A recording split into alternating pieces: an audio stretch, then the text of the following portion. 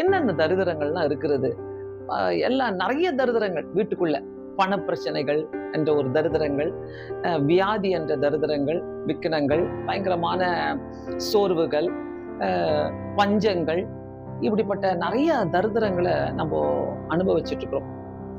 பிள்ளைகள் நல்லா இருக்க மாட்டாங்க. பிள்ளைகளுடைய வாழ்க்கையில வியாதி வந்துகிட்டே இருக்கும். வீட்டுக்குள்ள ஏதாவது ஒரு வியாதி இருந்துகிட்டே இருக்கும்.